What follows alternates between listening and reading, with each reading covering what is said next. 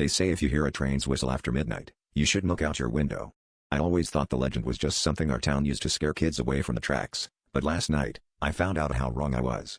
I remember falling asleep in my own bed, ticket stub from the town carnival still stuffed in my pocket, a silly keepsake from a rigged game. But I woke up to the deep, metallic rumble of wheels grinding steel, and I was no longer in my room. The car I was in was impossibly dark, with no windows, only a faint, sickly green glow oozing from cracks in the floor. Around me, rows of silent passengers sat slumped in their seats, faces obscured by shadow. The air smelled of rust and wet earth. I tried to call out, but my throat felt raw, like I'd been screaming for hours. My hands shook as I groped for my phone, but there was no signal, only a single, unreadable notification: ticket validated. A conductor shuffled down the aisle, his face hidden beneath an old-fashioned cap, his gloved hand outstretched.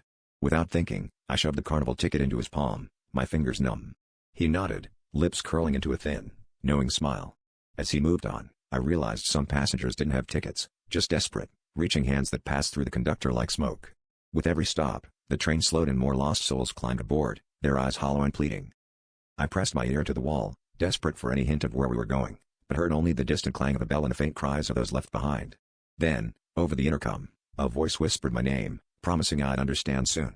It was only when the train finally lurched to a halt and the doors slid open to reveal a vast, endless darkness that I remembered the carnival barker's words: "Enjoy your ride, it's one way." The last thing I saw before being swallowed by the void was the conductor, tipping his hat, as my ticket dissolved to ash in my palm.